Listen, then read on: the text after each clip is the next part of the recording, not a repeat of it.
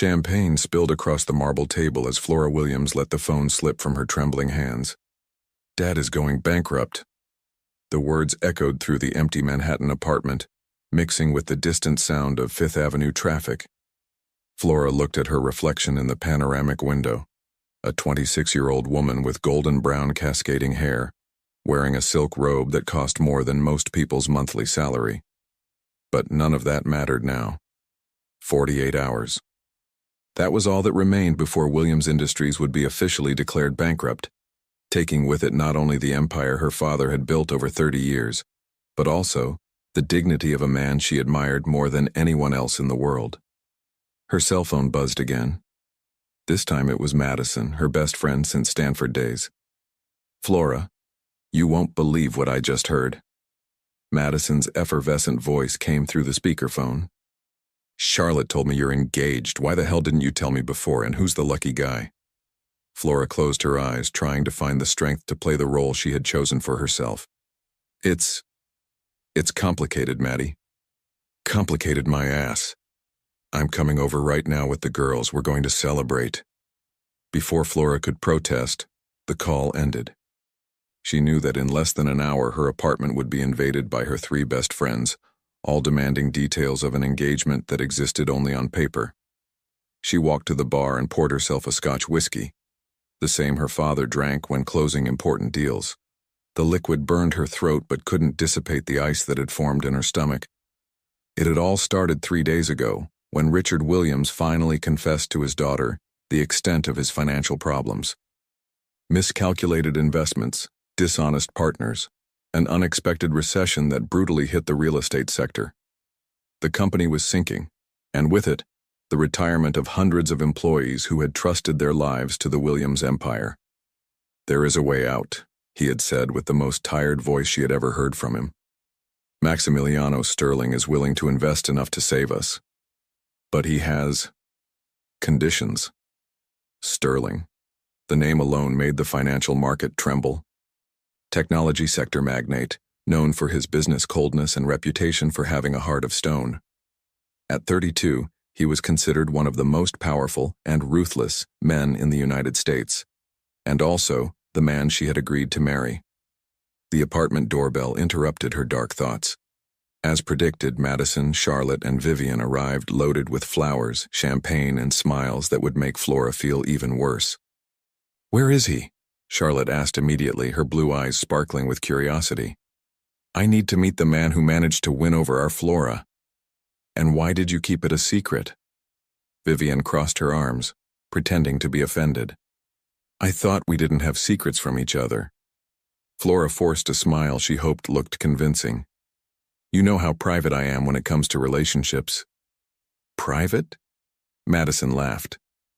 "Flora, you're so private that we were still thinking you'd die single." The friends laughed, but Flora felt each word like a stab. If they knew the truth, that this marriage was nothing more than a cold business transaction, an agreement to save her father from complete ruin. "So when are we going to meet him?" Charlotte insisted, serving champagne for everyone. "Soon," Flora lied, knowing she hadn't even met Maximiliano Sterling in person yet. Everything had been negotiated through lawyers and contracts signed in sterile rooms. "He must be incredible to have won you over," Vivian sighed romantically. "I bet it was love at first sight." Flora almost choked on her champagne. Love at first sight.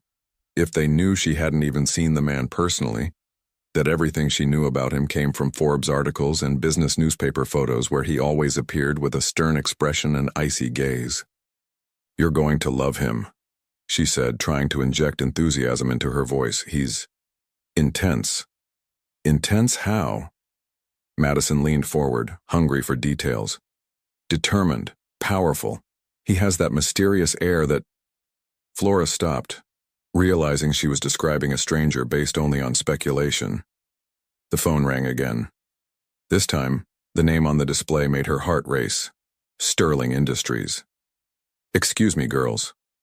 Flora moved away to the bedroom, her hands trembling slightly. "Miss Williams?"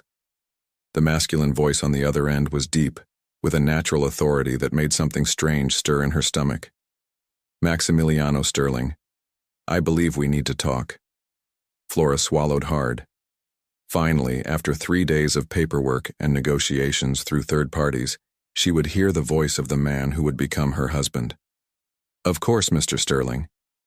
Tomorrow, 8 in the morning, my office. We have details to work out about our arrangement." The way he said arrangement made it clear that, for him, this was purely business. No romance, no pretensions. Just a transaction. "I'll be there. One last thing, Miss Williams." His voice became even colder. "I hope you understand that this marriage will serve only my commercial interests. Don't nurture unnecessary expectations about our association." The line went dead before she could respond. Flora stared at the phone, feeling a strange mixture of anger and something she couldn't identify. Maximiliano Sterling had made it very clear that she was nothing more than a piece in his corporate chess game. When she returned to the living room, she found her friends animatedly speculating about wedding details. "Have you thought about the dress?" Charlotte asked. "What about the honeymoon?" Madison completed with a mischievous smile. Flora looked at those happy faces and felt the weight of the lie she was building. They were genuinely happy for her, believing she had finally found true love. If only they knew that tomorrow morning she would meet with a man who saw her as nothing more than a necessary commodity for his business plans.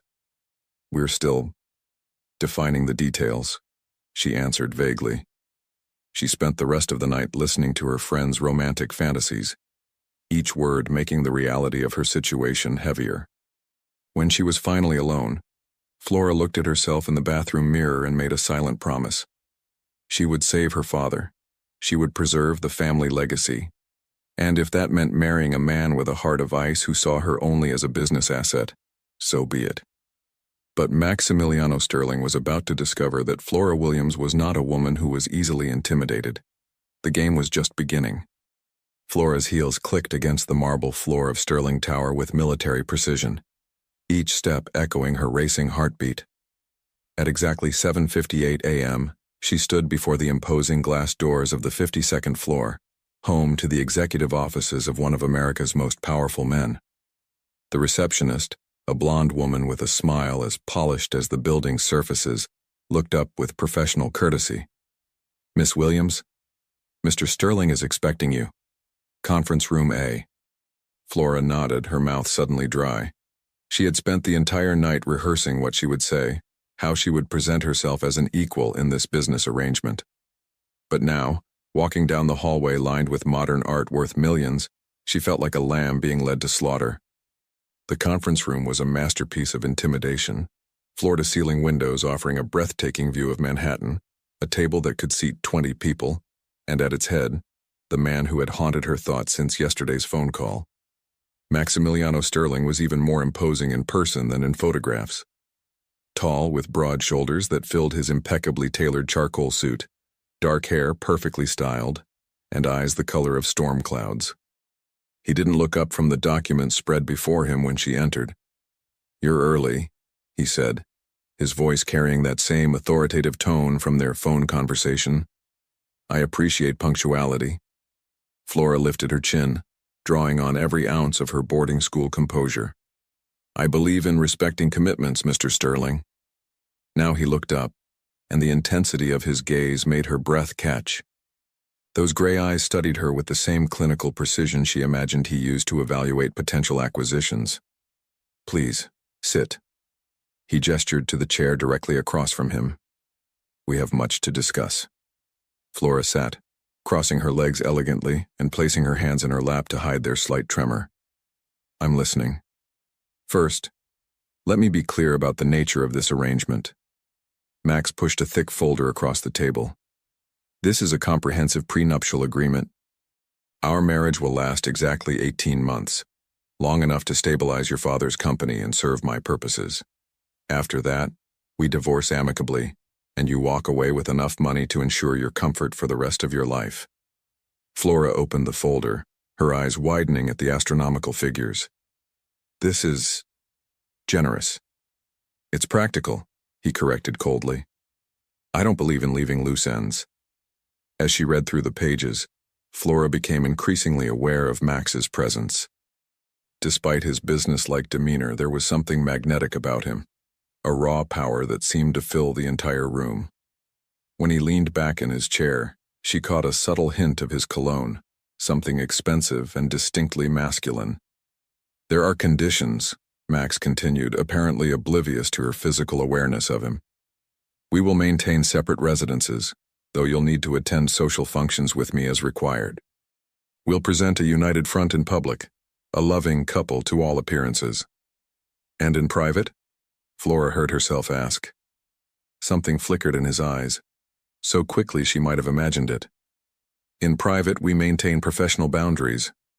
This is a business arrangement, Miss Williams, nothing more, nothing less." Flora set down the contract, studying his face. "You make it sound so simple." "Because it is simple." Max stood and walked to the windows, his hands clasped behind his back.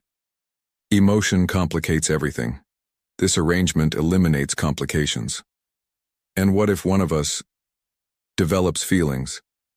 The question slipped out before she could stop it.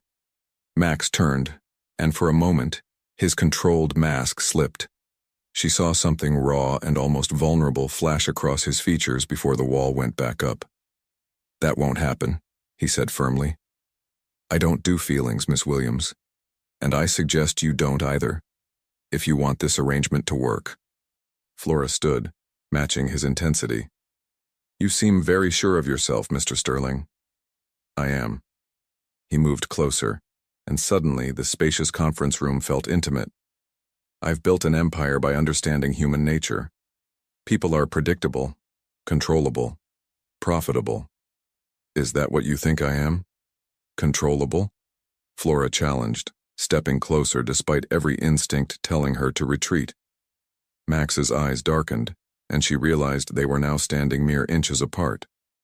This close, she could see the fine lines around his eyes, the slight cleft in his chin, the way his jaw tightened when she challenged him. "I think you're a woman who loves her father enough to marry a stranger," he said quietly. "That makes you either very noble or very foolish. Which do you think I am?" "I haven't decided yet." The tension between them was electric, dangerous. Flora felt drawn to him in a way that terrified and thrilled her simultaneously. This man was supposed to be nothing more than a business partner, yet standing this close to him made her pulse race in ways that had nothing to do with fear. Max stepped back abruptly, the spell broken. "The wedding will take place in 2 weeks. My assistant will coordinate with you on the details. It will be small but public. We need the right people to witness our union." Flora blinked, trying to regain her composure. 2 weeks? That's very fast. "Your father's situation is deteriorating rapidly. The sooner we formalize this arrangement, the sooner I can begin transferring the necessary funds." The reminder of why she was here hit Flora like cold water. This wasn't about the strange attraction she felt toward this enigmatic man. This was about saving her father's legacy. "Of course," she said, her voice steady once again. "What do you need from me?" Max returned to his seat, back in full business mode. "A complete medical examination, standard procedure for any significant investment, financial disclosure of your personal assets, and a signed confidentiality agreement regarding the true nature of our marriage. You've thought of everything." "I always do." He handed her a business card. "My personal number. Use it only for matters related to our arrangement." Flora took the card, their fingers brushing briefly. The contact sent an unexpected jolt through her, and from the way Max's eyes sharpened, she suspected he felt it too. "One more thing," he said as she gathered her purse to leave. "I'm hosting a charity gala next Friday. You'll attend as my fiancée. Consider it our public debut." Flora nodded, not trusting her voice. As she walked toward the door, she heard him call her name. "Miss Williams." She turned, hand on the doorknob. "Don't mistake this arrangement for anything other than what it is," he warned. "I'm not a man who believes in fairy tale endings." Flora lifted her chin, meeting his gaze directly. "Good thing I'm not looking for one, Mr. Sterling." But as she left his office and rode the elevator down 52 floors, Flora couldn't shake the feeling that she had just lied to both of them. Because despite his warnings, Despite the cold business arrangement, despite every logical reason to maintain emotional distance, something had sparked between them in that conference room. Something that made her suspect this marriage of convenience might become far more complicated than either of them anticipated. And judging by the way Maximiliano Sterling had looked at her in those final moments, like he wanted to both protect and possess her, she had the distinct feeling he was thinking the same thing. The Bergdorf Goodman personal shopping suite felt like a war room as Flora stared at herself in the three-way mirror, draped in a stunning midnight blue gown that cost more than most people's cars. Madison sat behind her, wine glass in hand, practically vibrating with excitement. "Flora Williams, you look like a goddamn princess," Madison gushed. "This Max Sterling better know how lucky he is." Flora forced a smile, adjusting the delicate straps of the dress. If only Madison knew that luck had nothing to do with it, that in 3 hours she would be walking into the most exclusive charity gala in Manhattan on the arm of a man who saw her as nothing more than a valuable acquisition. "Tell me again how you two met," Madison pressed, and Flora's stomach clenched. She'd been dodging this question for a week. "Through business," Flora said carefully. "You know how these things happen in our circles." "Business, my ass. The way you blush every time his name comes up? That's not business, honey. That's chemistry." Flora's reflection betrayed her, a pink flush creeping up her neck. The truth was, she hadn't been able to stop thinking about Maximiliano Sterling since their meeting. The memory of standing so close to him, feeling the dangerous pull of his presence, had haunted her dreams for 6 nights straight. Her phone buzzed with a text. "Car arrives at 7. Don't be late. MS." Even his text messages were commanding. "Is that him?" Madison squealed, trying to peek at the phone. "He's direct," Flora said, slipping the phone back into her purse. 2 hours later, Flora stood at her apartment window watching a sleek black Bentley pull up to the curb. Her pulse quickened as she saw Maximiliano Sterling step out of the back seat, adjusting his tuxedo jacket with unconscious elegance. Even from 12 floors up, he commanded attention. When she opened her apartment door, the sight of him in formal wear nearly knocked the breath from her lungs. The black tuxedo was obviously custom-made, fitting his broad shoulders and lean frame perfectly. His dark hair was styled with just enough casual touch to look effortless, and those storm-gray eyes. They swept over her with an intensity that made her skin tingle. "You look," Max started, then stopped, his usual composure slipping for just a moment. "Appropriate." Flora raised an eyebrow. "Appropriate? That's the best compliment you can manage?" Something flickered in his eyes. Amusement? Challenge? "I don't believe in false flattery, Miss Williams." "Good thing I don't need your validation, Mr. Sterling." She grabbed her clutch and wrap, brushing past him toward the elevator. She caught the subtle intake of his breath as she moved close enough for him to catch her perfume. The elevator ride was torture. The small space seemed to amplify his presence, and Flora found herself acutely aware of everything about him. The way he stood with military precision, the subtle scent of his cologne, the sound of his breathing. When he suddenly spoke, she nearly jumped. "There are things you need to know about tonight," he said without looking at her. "The guest list includes several board members from companies I'm considering acquiring. Our relationship needs to appear convincing." Define convincing. Max turned to face her, and the confined space suddenly felt intimate.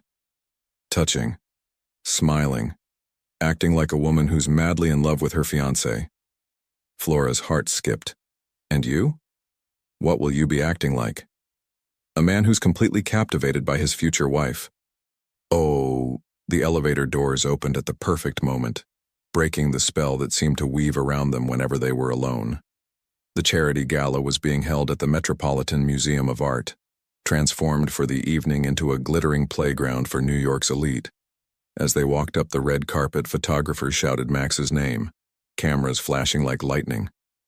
Flora felt his hand settle possessively on the small of her back, and the warmth of his touch sent electricity through her entire body.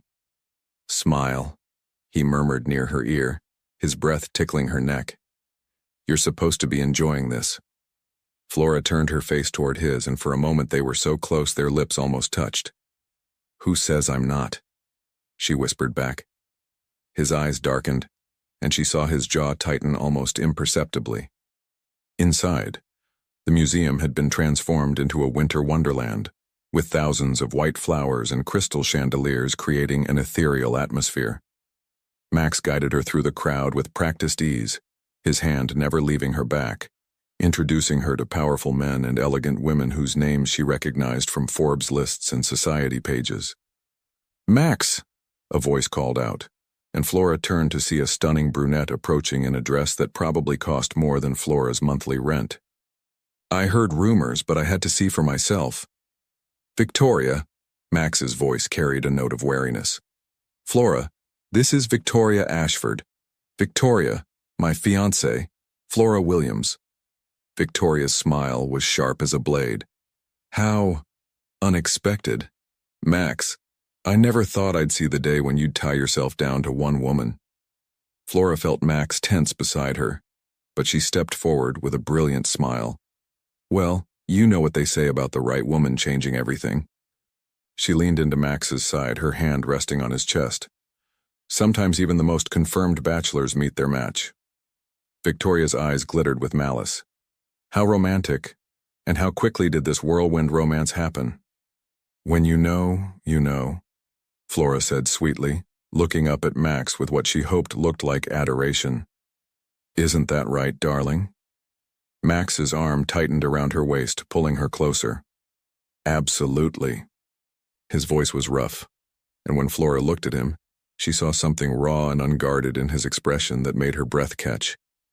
Victoria excused herself with obvious displeasure, and Flora started to step away from Max, but his arm remained firm around her waist. "Don't," he said quietly. "She's watching." Flora looked over her shoulder, and indeed, Victoria was standing with a group of women, all of them staring. "Ex-girlfriend?" "Something like that." Max's voice was tight. "Serious?" She thought so. Flora studied his profile, noting the tension in his jaw. "What happened?" Max finally looked down at her, and the vulnerability she glimpsed in his eyes surprised her. "I don't do relationships, remember?" Victoria had different expectations.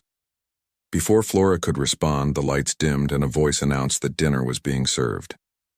Max guided her to their table, which was, naturally, in the most prominent position in the room. Throughout dinner, they played their parts perfectly.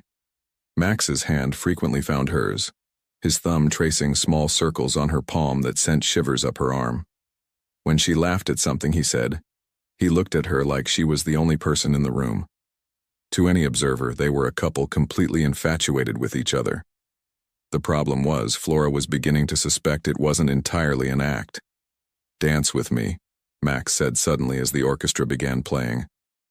On the dance floor, with Max's arms around her and her hand resting on his shoulder, Flora felt like she was drowning. He was an excellent dancer, leading her effortlessly through the steps, but it was the way he looked at her that made her dizzy. "You're a good actress," he murmured as they swayed to the music. "So are you." Flora tilted her head back to meet his gaze. "Almost had me convinced you actually wanted to be here with me." Something shifted in his expression. "Maybe I do." The words hung between them, loaded with possibility and danger. Flora's heart hammered against her ribs as Max's hand tightened on her waist, pulling her incrementally closer. "Max," she started, but he shook his head.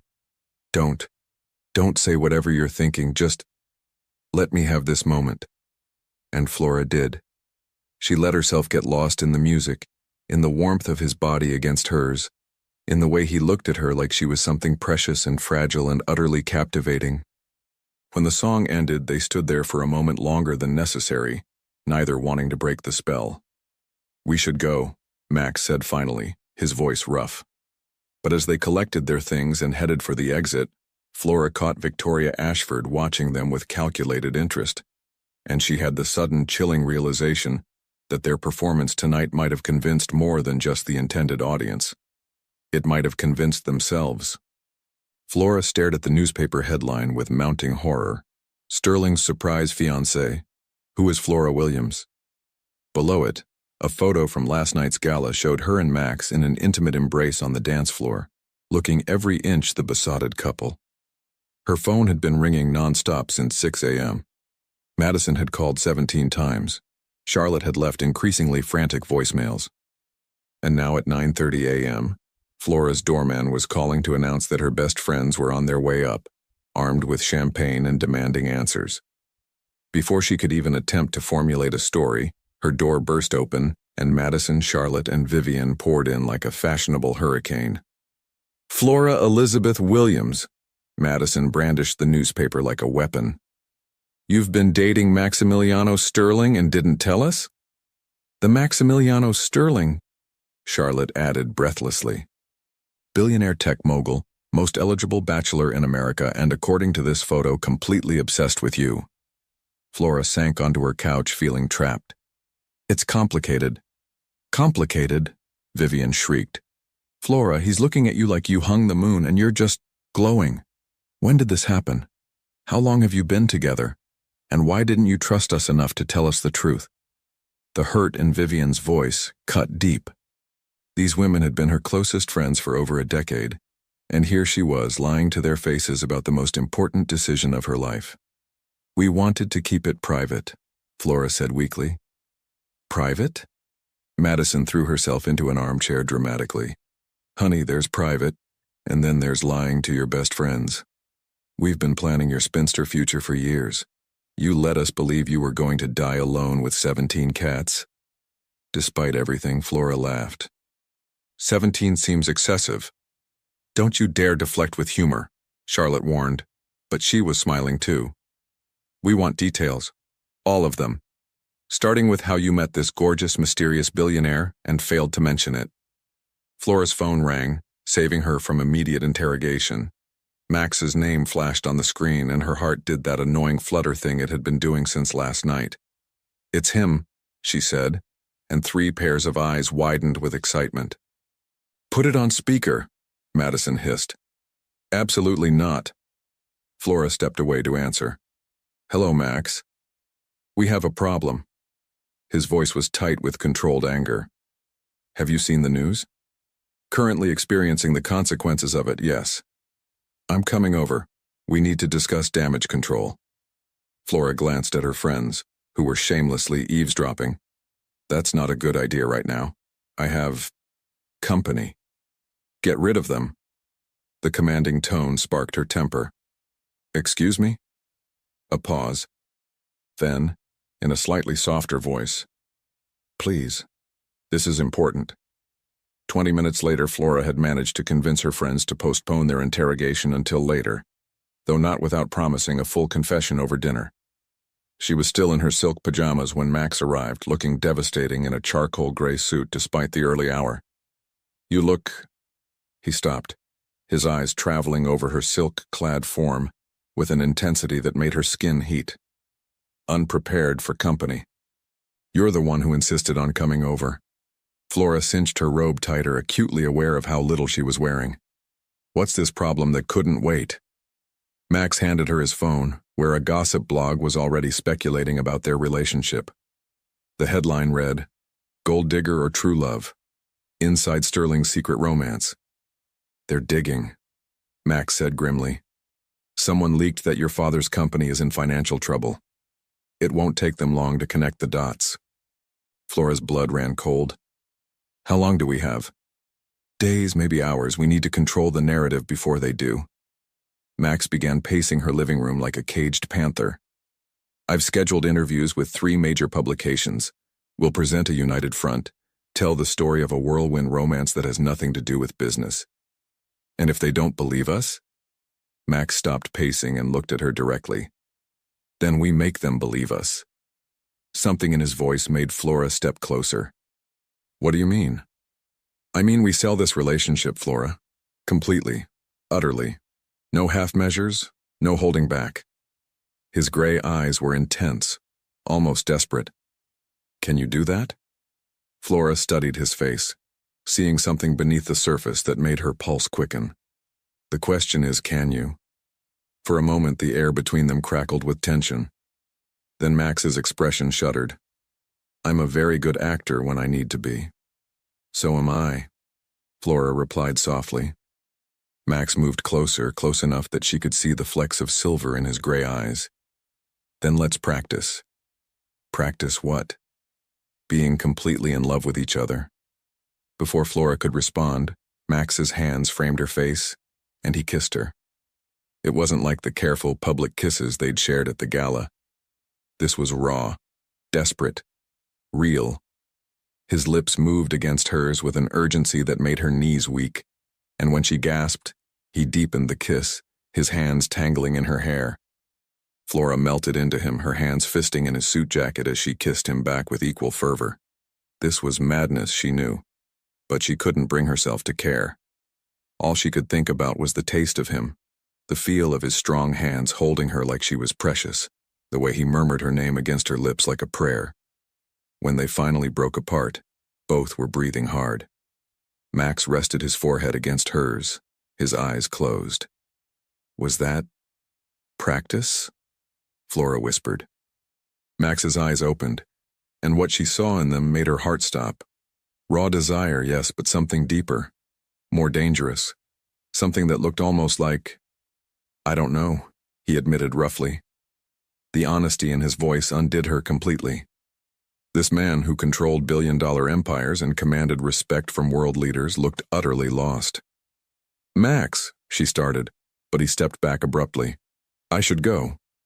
He straightened his tie with shaking hands. The first interview is at 2. My driver will pick you up at 1:30. Max, wait. But he was already at the door. Wear something that says Happy Bride-to-be. And Flora? He turned back, his expression unreadable. What just happened? It was just practice. Don't read more into it than that. The door closed behind him with a soft click, leaving Flora standing in her living room, lips still tingling, heart still racing. She touched her fingers to her mouth, tasting him still. Practice. Right. Because that kiss had felt like anything but practice. It had felt like a man on the edge of losing control, kissing the woman he was falling for despite every logical reason not to. And the terrifying truth was, she was falling too, hard and fast and completely against her better judgment. Flora sank onto her couch, newspapers still open to their photo from last night.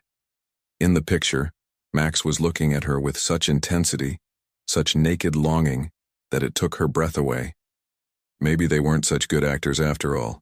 Maybe what they were feeling was too real to hide even from themselves. Her phone buzzed with a text from Max. Wear the blue dress from last night. And Flora? What I said about practice? Forget I said that. Flora stared at the message, her heart hammering. Because if that kiss wasn't practice, if it was real, then they were both in far more trouble than they'd bargained for. And somehow Flora found herself looking forward to every dangerous, thrilling moment of it. The television studio felt like a gladiator arena, complete with blinding lights and the predatory smile of renowned journalist Catherine Blake, known for her ability to make politicians weep and CEOs confess their deepest secrets. Flora sat beside Max on the pristine white sofa, their hands intertwined in what looked like natural affection, but felt like a lifeline. She could feel the tension radiating from him despite his calm exterior, and it only amplified her own nervousness. So, Catherine began, her voice honey-sweet with underlying venom. Let's address the elephant in the room. Mr. Sterling, you're famously private about your personal life. What made you decide to go public with this relationship? Max's thumb traced small circles on Flora's palm, a gesture so tender it almost felt real. When you find the person you want to spend your life with, hiding becomes impossible, he said, his voice carrying just the right note of sincerity. Catherine's eyes sharpened. How romantic. And Miss Williams, some are saying this relationship coincides rather conveniently with your father's company facing financial difficulties. How do you respond to those allegations? Flora felt her chest tighten, but Max's hand squeezed hers reassuringly. I find it incredibly sad, she said, injecting just enough hurt into her voice, that people can't believe a woman could be loved for herself rather than her circumstances. Yes, My father's company is going through a challenging period, but that has nothing to do with Max and me." "Nothing at all?" Catherine pressed.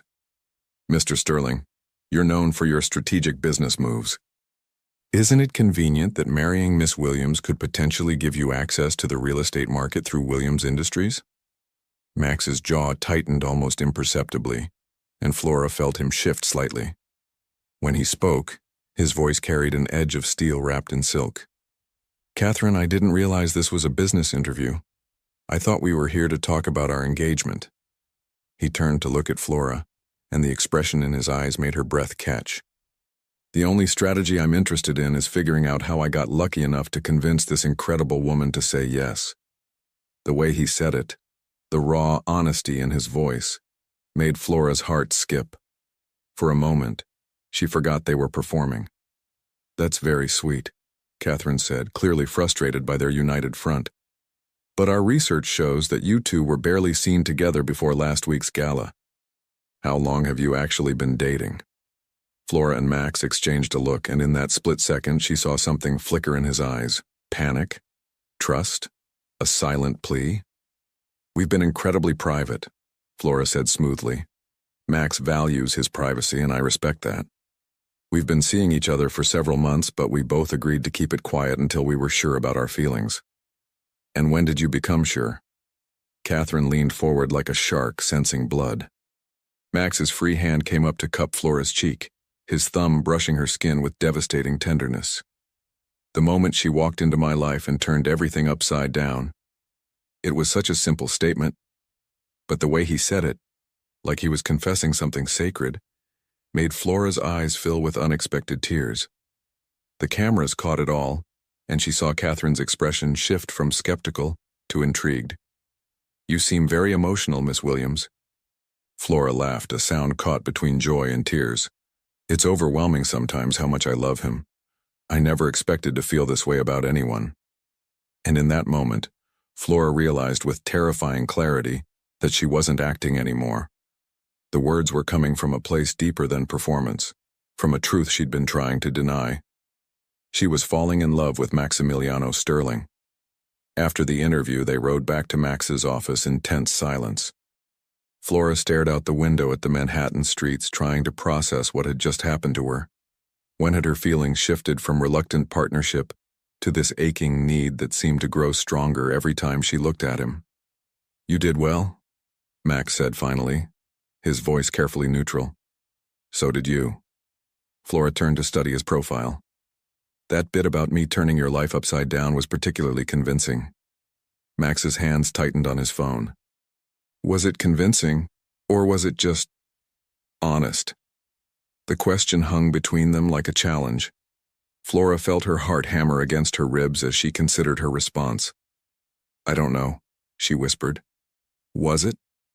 Max finally looked at her, and the vulnerability in his gray eyes stole her breath.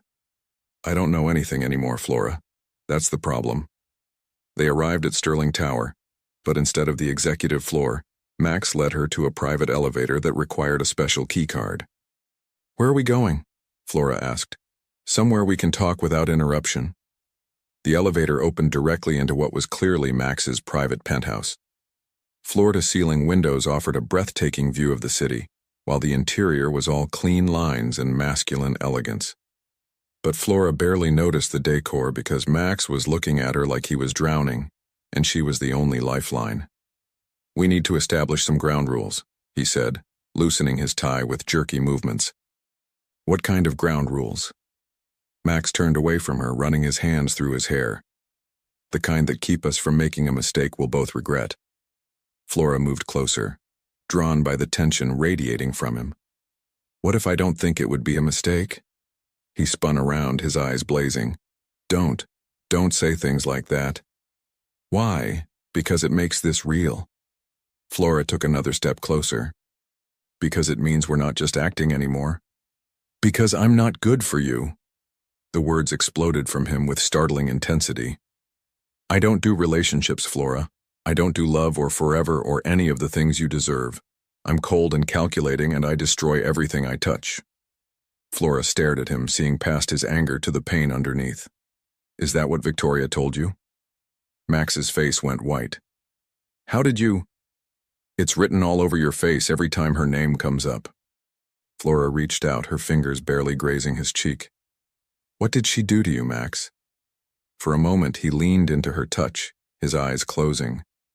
Then he pulled away, wrapping his armor back around himself. She told me the truth, he said quietly. That I'm incapable of real emotion. That I use people and discard them when they're no longer useful. That I'll never be able to love someone the way they deserve to be loved. Flora felt her heart break for him. And you believed her? The evidence supports her theory. His smile was bitter. I've never had a relationship last longer than 6 months. I've never felt what other people seem to feel. Until what? Max looked at her with such raw longing it took her breath away. Until you walked into my conference room and challenged everything I thought I knew about myself. The confession hung between them, vulnerable and terrifying and beautiful. Flora felt tears prick her eyes as she finally understood. This powerful, controlled man was afraid. Afraid of feeling too much. Afraid of being hurt. Afraid of proving Victoria right. Max, she whispered, moving close enough to touch him. What if Victoria was wrong? What if you're not broken at all? What if you just needed the right person to show you what love really looks like? His hands came up to frame her face, his thumbs brushing away tears she didn't realize had fallen. And what if I destroy this too? What if I hurt you the way I've hurt everyone else? Flora smiled through her tears, covering his hands with hers. Then I guess we'll find out together. For a long moment they stood there on the edge of something that could change everything. Then Max's control finally snapped, and he kissed her with a desperation that spoke of months of suppressed longing, years of emotional starvation, a lifetime of believing he was unworthy of love. And Flora kissed him back with equal fervor, pouring all her newfound feelings into the connection between them, showing him without words that he was worth loving, worth fighting for, worth the risk. When they finally broke apart, both were breathing hard, foreheads pressed together. This changes everything, Max whispered. I know, Flora replied. We're supposed to be pretending. I know, but I can't pretend anymore. Flora smiled, her heart soaring. Good, because I was never very good at pretending anyway. Flora woke up in Max's penthouse to the sound of her phone ringing incessantly. Sunlight streamed through the floor-to-ceiling windows, and for a blissful moment she forgot about everything except the warm weight of Max's arm around her waist and the gentle rhythm of his breathing against her neck. They had talked until 3 in the morning, sharing stories, fears, and dreams like teenagers at a sleepover. No business arrangements, no contracts, just 2 people discovering they might actually like each other beyond the explosive chemistry that had been driving them both crazy. But the phone wouldn't stop ringing. Flora carefully extracted herself from Max's embrace, trying not to wake him. He looked younger in sleep, the harsh lines of his face softened, dark hair tousled. She wanted to stay in this perfect bubble they'd created, but Madison's name flashing on her screen suggested the outside world had other plans. Maddie, it's barely 7. Flora Williams, you need to see the news. Right now. Madison's voice was tight with panic. Check your email, check everything, and then call me back because we have a serious problem. Flora's blood ran cold.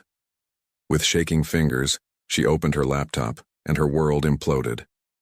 The headline screamed across every major news outlet. Sterling's sham marriage.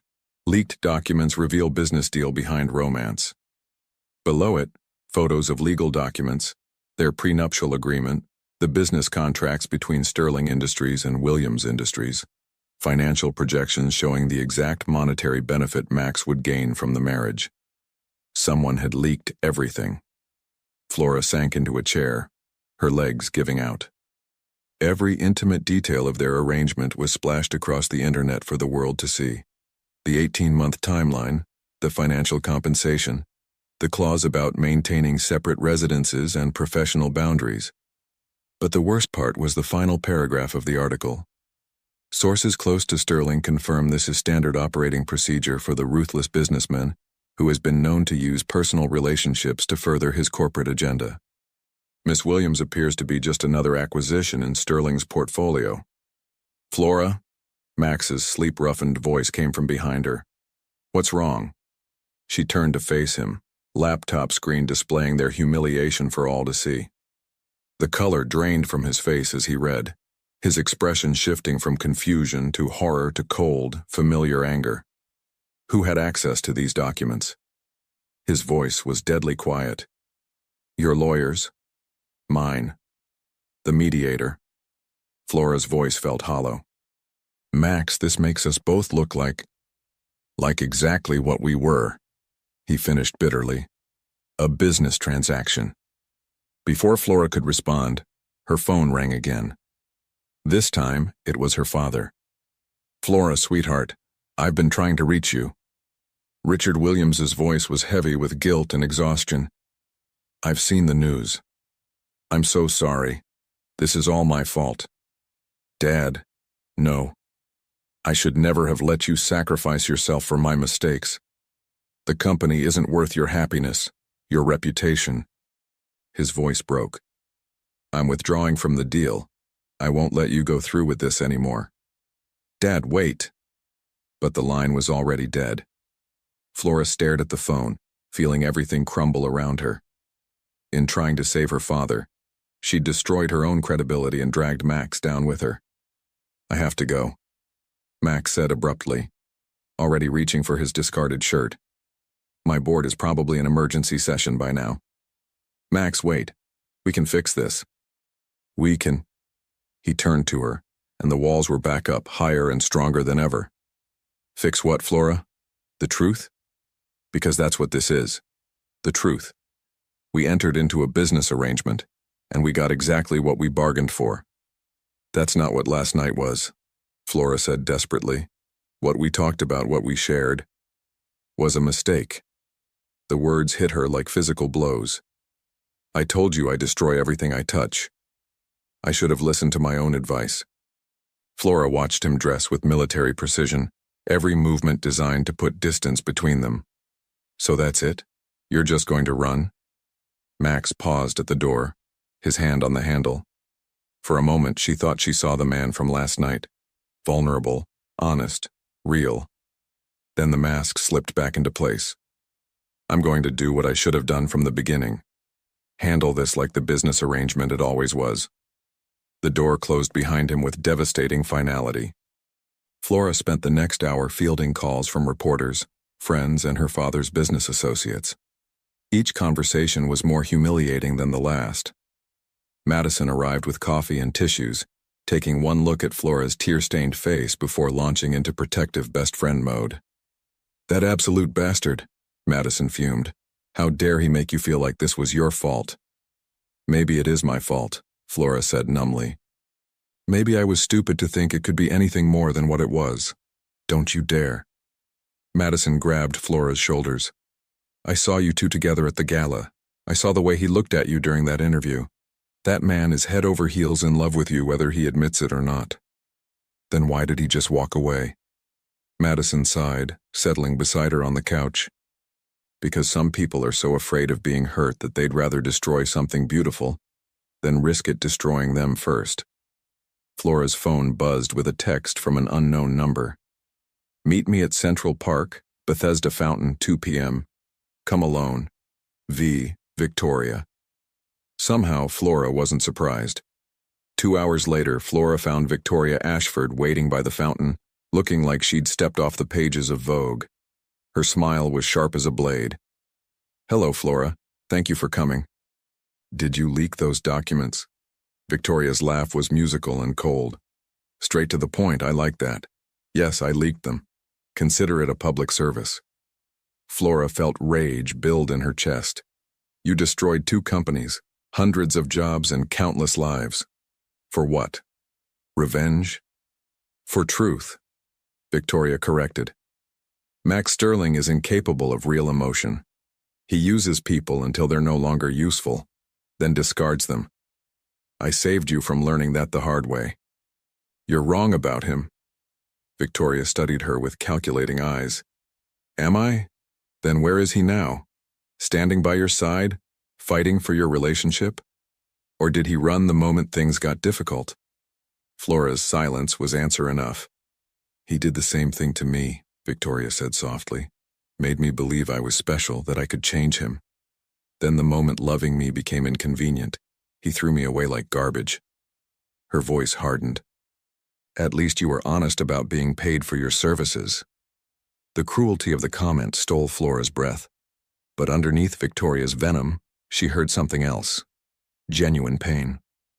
I'm sorry he hurt you, Flora said quietly, but destroying us won't heal your wounds. Victoria's composure cracked slightly. Maybe not, but it might prevent him from hurting anyone else. As Flora walked away from the fountain, Victoria's words echoed in her mind. Maybe she was right. Maybe Max was exactly what Victoria said he was. A man incapable of real love, who would always choose business over emotion. But then she remembered the vulnerability in his eyes when he talked about his fears, the way he'd held her like she was precious, the raw honesty in his voice when he said he couldn't pretend anymore. Which version was the real Max Sterling? Her phone rang as she reached the park exit. Max's name on the screen made her heart race. Flora. His voice was carefully controlled. I'm calling to inform you that I'm releasing a statement this afternoon announcing the end of our engagement. You'll receive your full compensation as outlined in the original agreement, plus additional funds for the inconvenience. Inconvenience? Flora couldn't keep the hurt from her voice. This arrangement has become untenable. It's better for both of us to end it now before more damage is done. Flora closed her eyes, feeling her heart shatter. What about your investment in my father's company? That will proceed as planned. Our personal arrangement has no bearing on the business deal. Of course it didn't. Even now, even after everything they'd shared, he was still thinking like a businessman. And what about what happened between us last night? She asked quietly. The pause stretched so long she thought he'd hung up. When he spoke, his voice was barely above a whisper. Last night was a beautiful mistake, Flora. But it was still a mistake.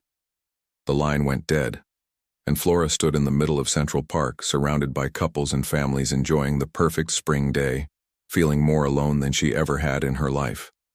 Max Sterling had just proven Victoria right, and Flora had no idea how she was going to survive loving a man who was too afraid of his own heart to fight for hers.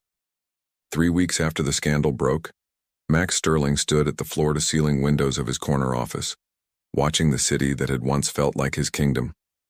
Now it felt like a prison. Every newspaper, every social media post, every business meeting carried reminders of what he'd lost, or rather, what he'd thrown away. The Williams Industries integration is complete, his assistant announced from the doorway. The company is officially part of Sterling Holdings as of this morning. Max nodded without turning around. He'd saved Richard Williams from bankruptcy, preserved hundreds of jobs, and added a profitable real estate division to his empire. By every business metric, the deal was a resounding success. So why did he feel like he'd lost everything that mattered? Sir? His assistant hesitated. There's something else. Miss Williams has been trying to reach you. She's called 17 times in the past week. Max's jaw tightened. I've told you. No calls from Flora Williams. Actually, sir, it's about her father. He's been hospitalized. The words hit Max like a physical blow. He spun around, his carefully maintained composure cracking. What happened? Heart attack 3 days ago. He's stable now, but... The assistant looked uncomfortable. The stress of recent events, the media attention, the company sale, it all took a toll. Max felt the blood drain from his face. Richard Williams was in the hospital because of the chaos Max had brought into their lives, because he'd been too much of a coward to fight for what they'd had. Which hospital? Sir, I don't think... Which hospital? Max's voice carried the authority that had built his empire, but underneath it was something raw and desperate. 20 minutes later, Max stood outside the cardiac ICU at Mount Sinai, watching through a window as Flora sat beside her father's bed, reading to him from what looked like a business journal. Even from a distance, he could see the exhaustion in the slump of her shoulders, the worry etched in every line of her face. She looked thinner, fragile in a way that made his chest ache. Her golden brown hair was pulled back in a simple ponytail, and she wore jeans and a sweater instead of the designer clothes he'd grown accustomed to seeing her in. But to him, she had never looked more beautiful. "You look like hell." Max turned to find Madison approaching, 2 coffee cups in her hands and fire in her eyes. "Madison." He nodded stiffly. "How is he?" "Better, thank God. But no thanks to you." She handed him one of the coffee cups with barely concealed hostility. "You know, when Flora first told us about you, I thought she'd finally found someone worthy of her. Now I think you're exactly what Victoria said you were, a heartless bastard who uses people for sport." Max flinched at the accusation, but he deserved it. "I never meant for Richard to get hurt." "Didn't you?" Madison stepped closer, her voice dropping to a fierce whisper. "You destroyed that girl, Max. Completely. Do you know she's been blaming herself for this whole mess? Thinking if she'd been smarter, stronger, better at playing your games, none of this would have happened?" Each word was a knife to his chest. "She's wrong. None of this was her fault." "Then why don't you tell her that?" Madison gestured toward the hospital room. "She's been in there for 3 days straight. Won't eat. Barely sleeps. The woman is falling apart, and the one person who could help her is standing out here like a coward." "I'm not good for her," Max said quietly. "I proved that when I walked away." Madison stared at him for a long moment, then shook her head in disgust. "You know what? Victoria was right about one thing. You are a coward, but she was wrong about the rest. You're not incapable of love, Max. You're just too scared to fight for it." She started to walk away, then turned back. "Flora's birthday is tomorrow. She'll be alone because her father is in here, and you're too busy feeling sorry for yourself to be where you should be. I hope your precious pride keeps you warm at night." That evening, Max sat in his empty penthouse, Madison's words echoing in his mind. He pulled out his phone and scrolled through the photos from the night of the gala, stopping at one that had been taken during their dance. Flora was looking up at him with such trust, such genuine affection that it took his breath away. He'd been so focused on protecting himself from potential pain that he'd guaranteed it instead. He'd hurt the one person who'd seen past his walls, who'd challenged him to be better, who'd made him believe he might actually be worthy of love. His phone rang. Victoria's name on the screen made him consider not answering, but curiosity won. "What do you want, Victoria?" "To apologize." Her voice was small, nothing like the confident woman who'd confronted Flora in the park. "I heard about her father. Max, I'm so sorry. I never meant for innocent people to get hurt." Max closed his eyes. "Then why did you do it?" "Because I was angry. Because I wanted you to hurt the way you hurt me." A pause. "But watching you these past few weeks, seeing what losing her has done to you, I realize I was wrong about something important." "Which is?" "You're not incapable of love. You loved her. Maybe you still do. I was just too bitter to see it." Max sank into his chair, the admission hitting him like a revelation. "It doesn't matter now. I destroyed everything." "Maybe. Or maybe you still have a chance to fight for what matters." Victoria's voice was gentle now, almost kind. "The Max I knew never gave up on anything he really wanted. Don't let pride cost you the only thing that ever made you truly happy."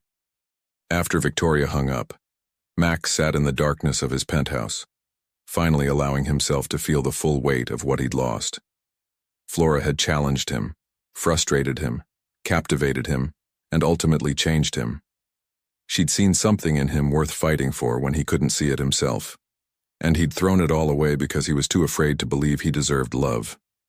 The next morning, Max found himself standing outside Williams Industries, now a subsidiary of Sterling Holdings. He hadn't been here since the acquisition, but he needed to see Richard Williams, needed to make amends if possible. Richard was back in his office, looking pale but determined. When he saw Max in the doorway, his expression hardened. "Come to check on your investment?" Richard asked coldly. "I came to check on you, and to apologize." Max stepped into the office, closing the door behind him. "This is all my fault. The stress, the media circus, your heart attack. Stop. Richard held up a hand. I may be old, but I'm not naive. I knew exactly what I was asking of my daughter when I agreed to this arrangement. I'm the one who put her in an impossible position. Max moved to the window, looking out at the busy street below. She told me she was doing it to save you, to preserve your legacy. And I let her because I was too proud to accept failure. Richard's voice was heavy with regret. Do you know what she said to me yesterday? She said the only thing she regretted was that she wasn't good enough to make you fall in love with her for real. The words hit Max like a sledgehammer. She thinks she wasn't good enough? That girl has blamed herself for everything. The leak, the scandal, my heart attack. She thinks if she'd been different somehow, you would have stayed. Richard studied Max with sharp eyes. Were we wrong? Was this really just business for you? Max turned from the window, and for the first time in weeks, he let his guard down completely. I fell in love with her the moment she walked into my conference room and refused to be intimidated. Everything after that was me trying not to admit it to myself.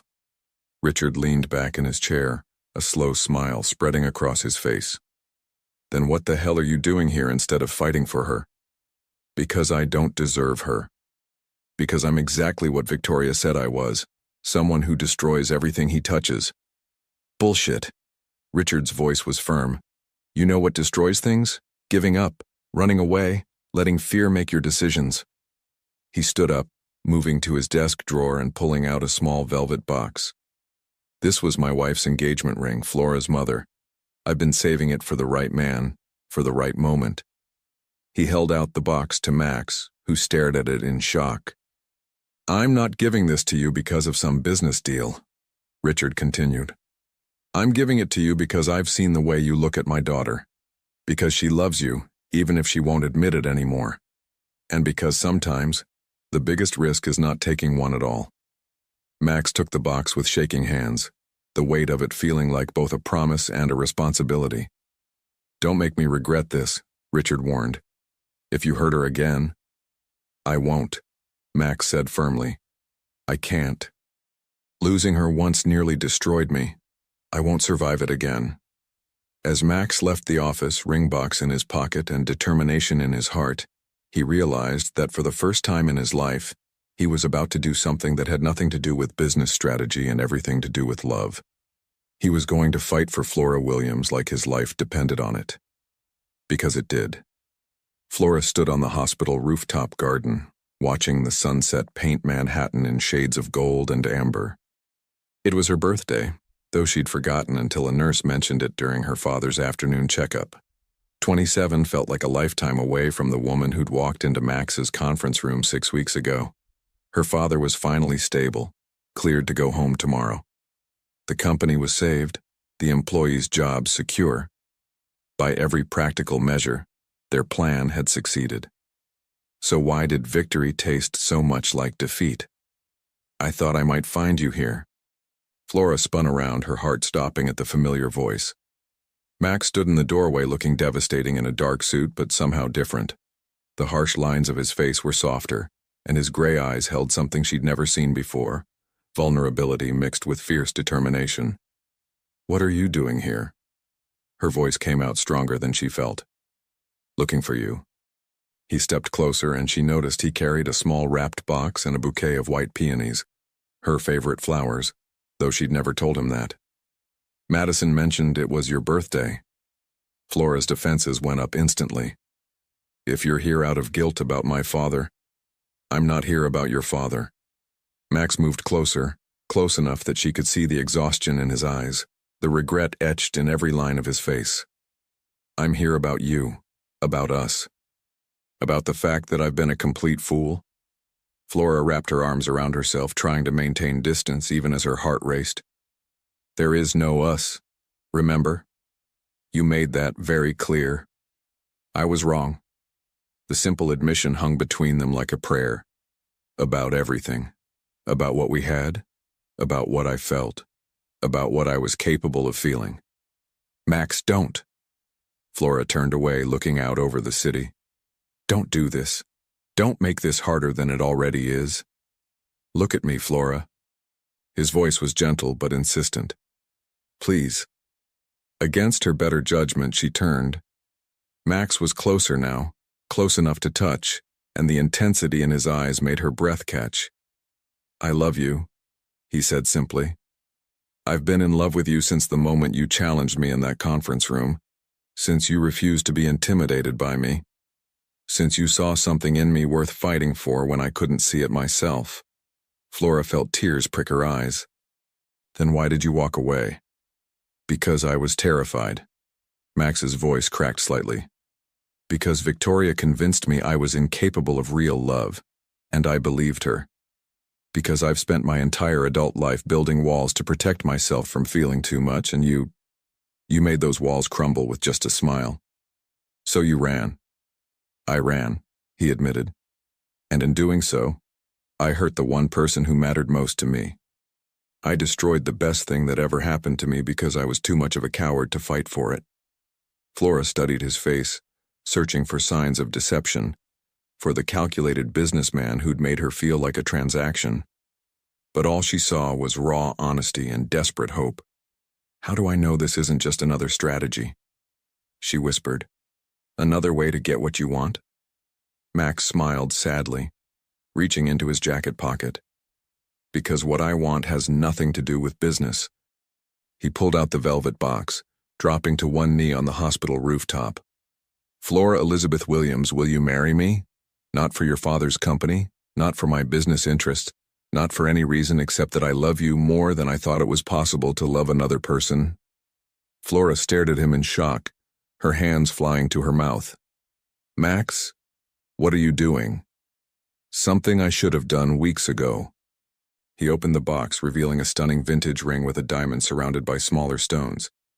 This was your mother's ring. Your father gave it to me, said I should give it to the woman I want to spend my life with.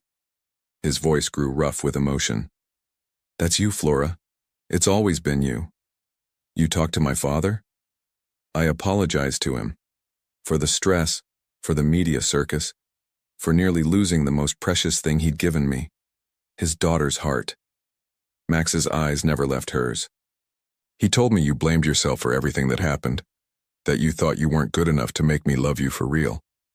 Fresh tears spilled down Flora's cheeks. Wasn't I right? God, no. Max stood, the ring box still open between them. Flora, you are everything I never knew I needed. You're brilliant and brave and beautiful, and you see the world with a kindness I never learned how to have. You made me want to be a better man, and then you loved me enough to try to make me believe I could be. But the contract, the business arrangement, was the excuse I used to get close to you because I was too scared to admit I wanted you for yourself. Max cupped her face gently, his thumbs brushing away her tears. Every moment we spent together, every conversation, every touch, that was real, Flora. The only thing that was fake was my pretense that it didn't matter. Flora searched his eyes, seeing the truth there, the love he was no longer trying to hide. What about Victoria? What she said about you using people? She was wrong, and she knows it now. She called me, actually. Told me she'd been watching me these past weeks and realized that what I felt for you was real. That I wasn't incapable of love. I was just afraid of it. Flora felt the last of her walls crumbling. And now? Now I'm more afraid of living without you than I am of loving you. Max's voice was fierce with conviction. I want to wake up next to you every morning. I want to hear your laugh when you read something funny. I want to hold you when you're sad and celebrate with you when you're happy. I want to build a life with you that has nothing to do with business deals and everything to do with love. Flora looked down at the ring, then back at Max's hopeful face. What if we mess this up? What if the media attention, the pressure? Then we'll face it together. Max took her hands, his voice steady and sure. I'm not going anywhere this time, Flora. I'm going to fight for us for this, for whatever comes next, because you're worth fighting for. We're worth fighting for. Flora felt the last of her resistance melt away. This was the man she'd fallen in love with. Not the cold businessman, but the vulnerable, passionate, fiercely loyal man who'd shown her glimpses of his true self. Yes, she whispered. Then louder. Yes. I'll marry you." Max's face broke into a smile so brilliant it took her breath away. He slipped the ring onto her finger with shaking hands, then pulled her into his arms and kissed her with all the love and promise and desperation of a man who'd almost lost everything that mattered.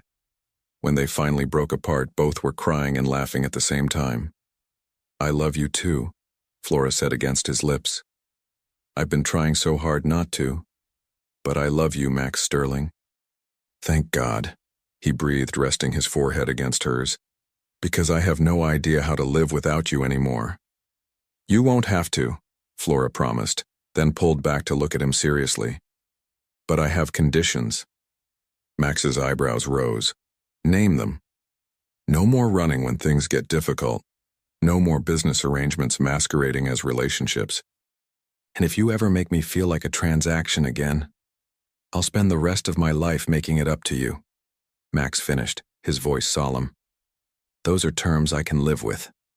Flora smiled, feeling lighter than she had in weeks. "Good, because I plan to hold you to them." "I'm counting on it," Max said, pulling her close again. "I'm counting on you to keep challenging me, keep making me better, keep loving me even when I'm being an idiot." "That might be a full-time job," Flora teased. "Lucky for me, I've just hired the best woman for the position." As the sun set over Manhattan, Flora and Max stood on the hospital rooftop, holding each other and planning a future that had nothing to do with contracts or arrangements, and everything to do with love. And for the first time in his life, Maximiliano Sterling understood that the best investments weren't measured in dollars and returns, but in moments like this, holding the woman he loved while she said yes to, forever. Some deals, he realized, were worth everything. The morning sun streamed through the floor-to-ceiling windows of the Sterling Williams penthouse, casting golden light across the rumpled sheets where Flora Sterling lay curled against her husband's chest, watching him sleep.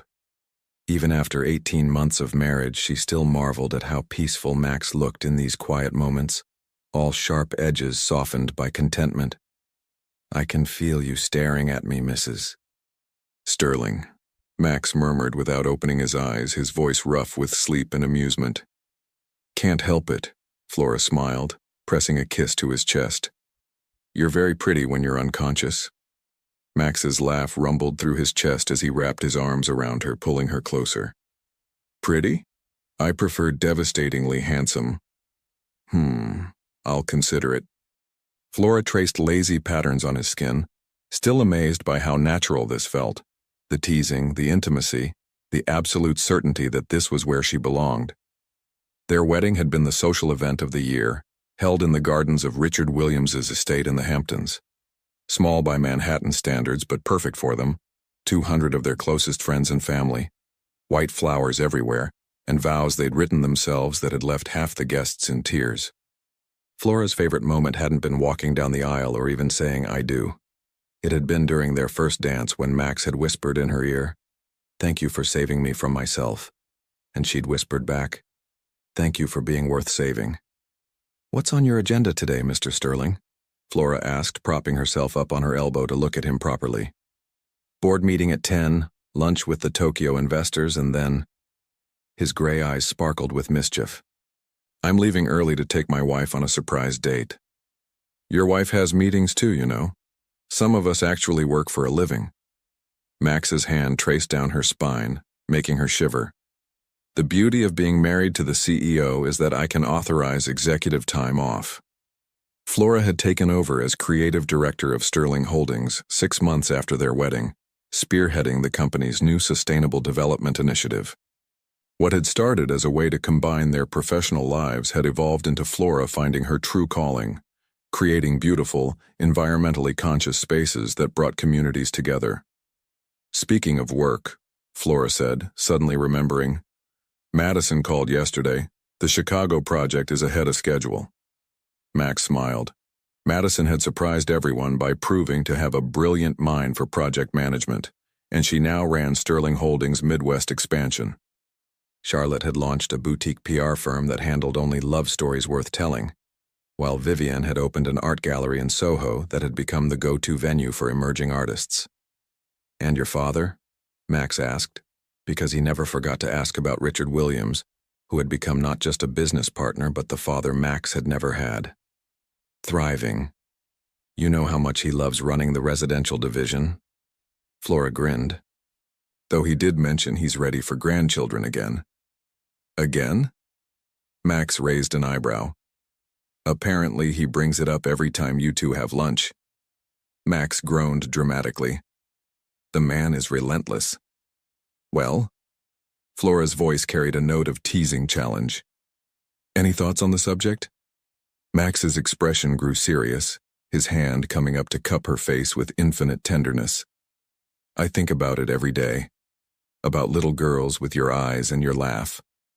About teaching our son to be better than I was. About building something lasting that has nothing to do with corporations or profit margins.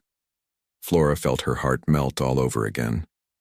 And I think we should practice making babies as much as possible, purely for research purposes, of course. Flora burst into laughter, swatting his chest. You're impossible. You love it. I love you, she corrected, and even after all this time, saying it still made her feel like she might float away with happiness. Their morning was interrupted by the sound of Flora's phone ringing. Victoria's name on the screen made them both pause, not with tension anymore, but with genuine affection. The three of them had worked hard to rebuild trust, and Victoria had become an unexpected friend, even serving as a bridesmaid at their wedding. Victoria, you're up early, Flora answered, putting it on speaker. I'm calling with news. Victoria's voice bubbled with excitement. James proposed. Flora sat up, squealing with delight. Victoria had been dating James Crawford, a pediatric surgeon, for 8 months, a kind, patient man who thought Victoria hung the moon and wasn't the least bit intimidated by her success. When? How? Tell us everything. As Victoria recounted the proposal story, Max watched his wife's face light up with joy for her friend, and his chest tightened with overwhelming love. This woman had transformed not just his life but his entire understanding of what happiness looked like. After they hung up, Flora turned to Max with tears of joy in her eyes. Can you believe it? Victoria's getting married. Good for her, Max said sincerely. She deserves someone who sees how remarkable she is. You know what this means? Flora's eyes sparkled with mischief. What? Double-date wedding planning sessions. You and James can bond over being completely outnumbered by us. Max groaned, but he was smiling. As long as you promise not to make me taste test 17 different shades of ivory. No promises, Flora laughed, then grew more serious. I'm proud of you, you know, for how you handled everything with Victoria. For choosing forgiveness over resentment. Max pulled her back down beside him, kissing her temple softly. You taught me that holding on to anger only hurts the person carrying it. Besides, if Victoria hadn't done what she did, I might never have realized what I was about to lose. Everything happens for a reason. Everything happens to lead us to where we're supposed to be. And I'm supposed to be right here, with you, for the rest of my life. They lay in comfortable silence for a while, watching the city wake up below them. The same city where they'd met, fought, fallen apart, and found their way back to each other. Max? Flora said softly. Remember when you said you destroyed everything you touched? Vividly. Why? Flora lifted her left hand, where her mother's ring caught the morning light alongside the eternity band Max had given her on their first anniversary. You didn't destroy this. You built it. You fought for it. You saved it. Max caught her hand, bringing it to his lips to kiss her rings. We built it. We fought for it. We saved it. Together. Always together. As if summoned by their conversation, Flora's phone chimed with a text from Madison. Emergency brunch meeting. Charlotte has news. 11 a.m. at our usual spot. Bring your husband. James will be there too. Flora showed Max the message, and he chuckled. Let me guess. Charlotte's pregnant. Or engaged. Or both. With Charlotte, you never know. Max stretched, reluctantly beginning to extricate himself from their cocoon of happiness. I suppose we should get ready to celebrate whatever joyous news awaits us. In a minute, Flora said, pulling him back down. I'm not quite ready to share you with the world yet." Max settled back beside her willingly, and Flora marveled at how her life had become this beautiful thing she'd never dared to dream of.